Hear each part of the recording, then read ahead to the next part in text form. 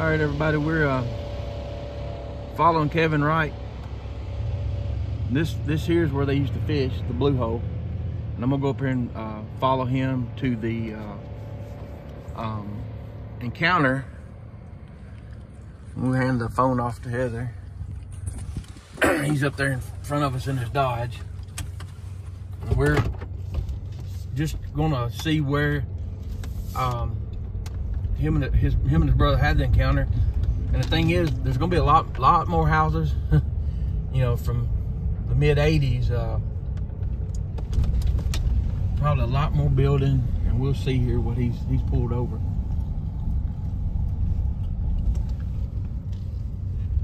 See what he's gonna tell us. We'll probably have to use 4-wheel drive to get out of here.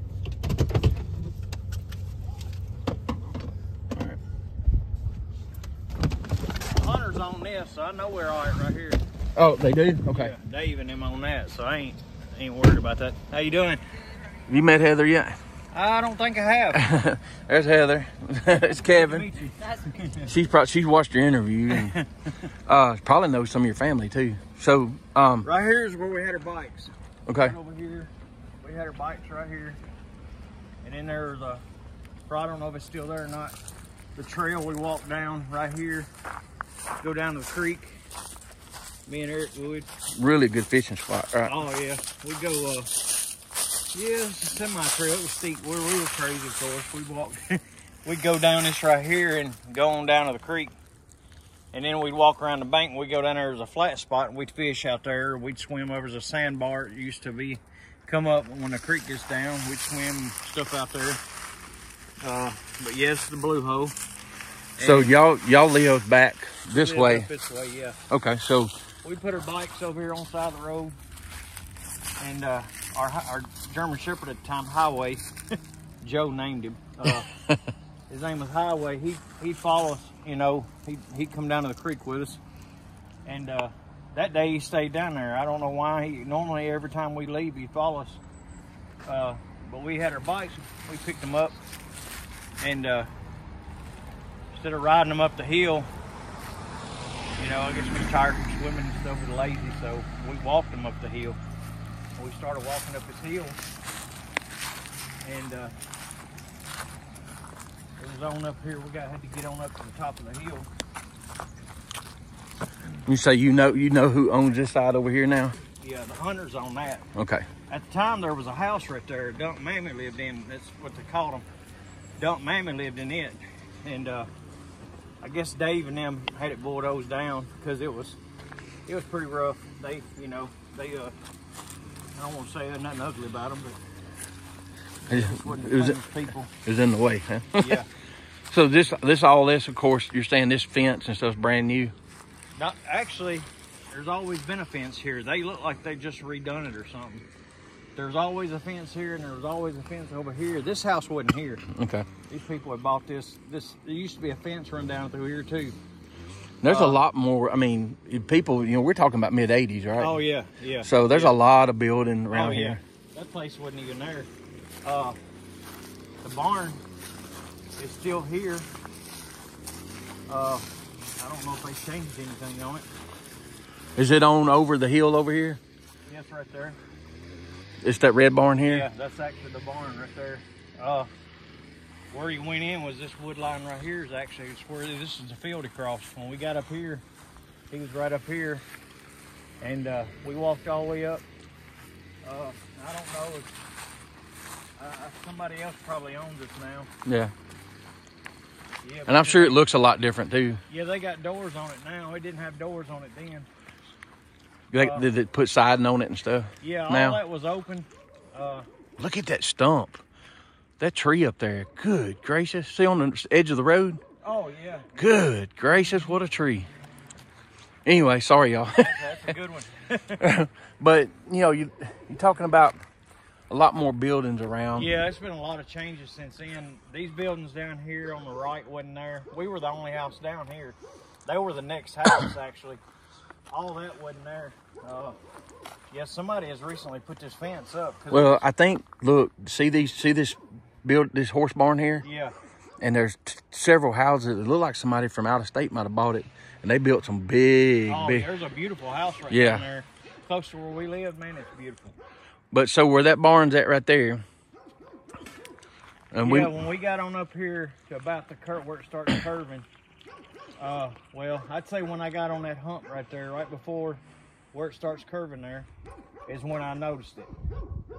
I heard the calf hollering, and I looked over there, and I couldn't figure out what I was looking at. I was like, "What is that?" You know, it just thought it might have been a bear or something. Yeah, it just stumped me. I was like, "What is that?" And I guess at that time he either heard us or smelt us or something, and he just put his attention on us and let go of the calf. And at that time there was a 5-strand barbed wire fence there, and he went across it. And when you get in that little bend down there, that's where he stopped. Eric took off running. Eric was gone. And I don't know why I didn't run. I just stood there. And he come out on the road right there, and I was standing. He was actually about where that stump is on the road. Yeah. And I was back up this way, maybe, I'm going to say 12, 15 foot from him. I was real close to him.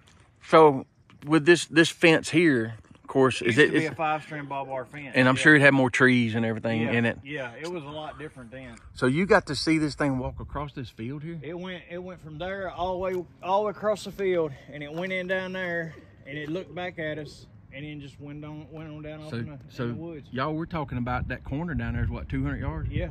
Easy 200 yards. From there. So you got to watch that thing walk 200 yards. Oh yeah. That's pretty and pretty of course, amazing. The field was a little higher then. Yeah. I don't remember exactly what time of year it was, but I do know the field was a little higher then. And see this, y'all see these trees over to the right? That's the creek line, right? Yeah. That's so, the creek. And there's something else that I told you I noticed down here. I knew, but I had forgotten because it's been years since I've been down this way. Yeah. I didn't realize how close the train tracks were.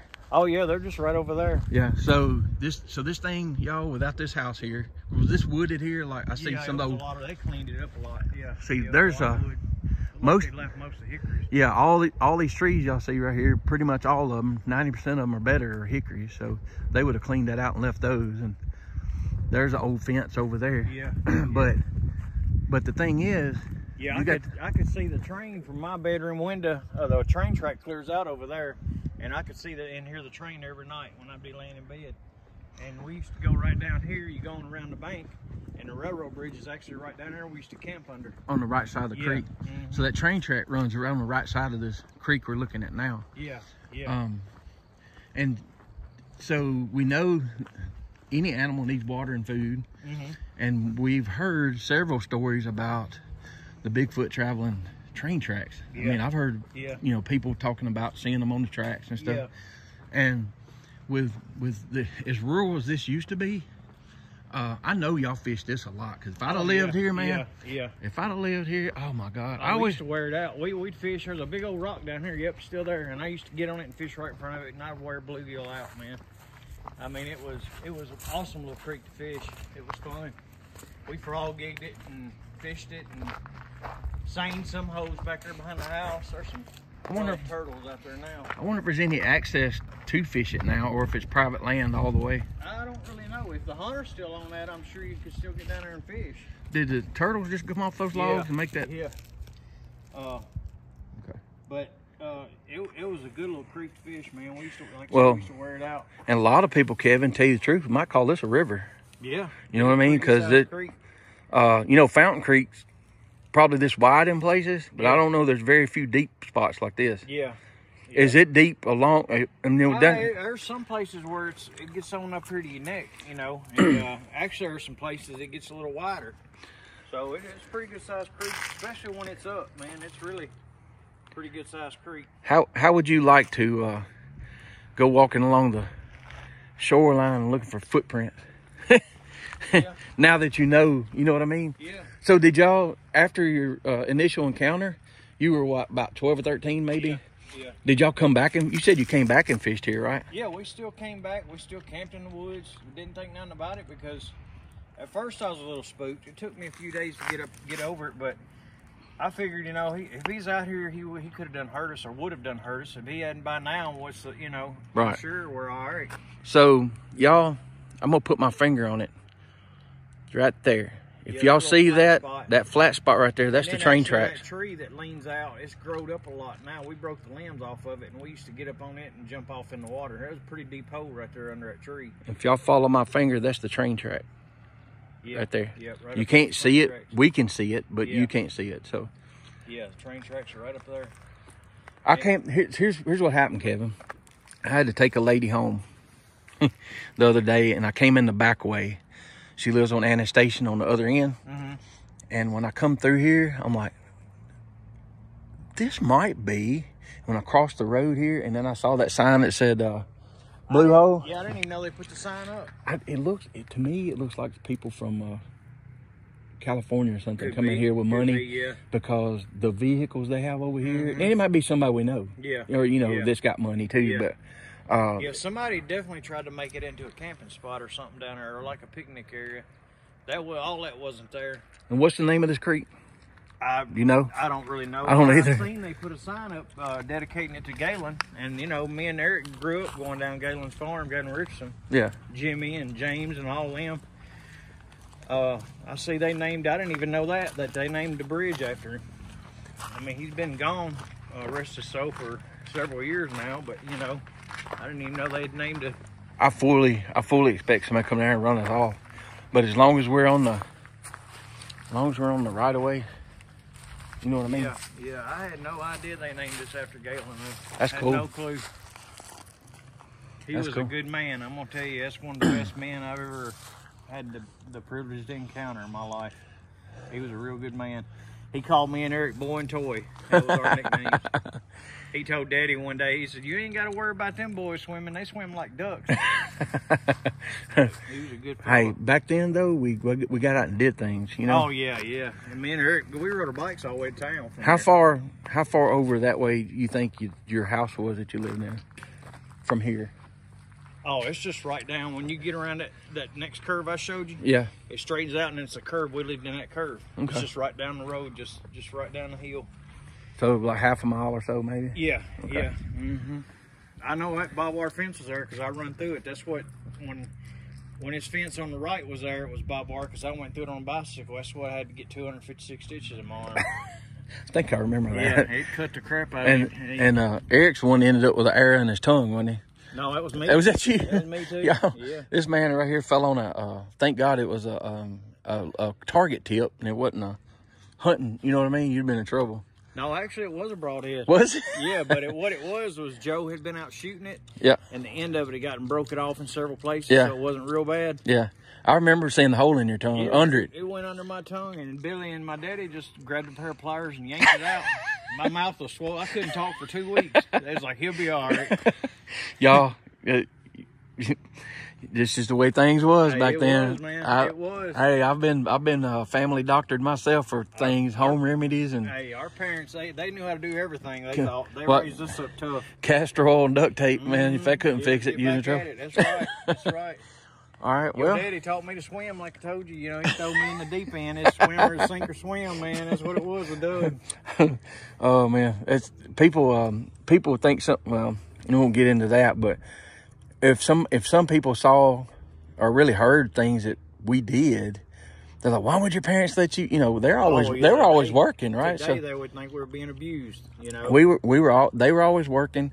We were running around in places like this. Oh yeah. Fishing and hunting and you know, learning what not to do mostly, right? Yeah.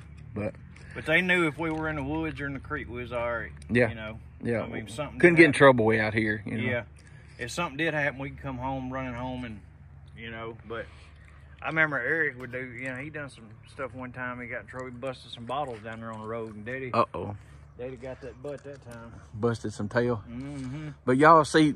You know, like right now at 53, you know, I got a little nervous when Kevin got up to the edge here because you don't heal up as like normal. No. Somebody's been coming down here and fishing, ain't they? Hey man, yeah, we go down this side so you can kind of see a trail going down there. That would be. We go down both ways. That would be rough. You know this guy here? No, I haven't. All right. Well, we'll end it right here, and we'll go up here and talk to the neighbor here for a little bit. Y'all, appreciate you. We'll upload this later.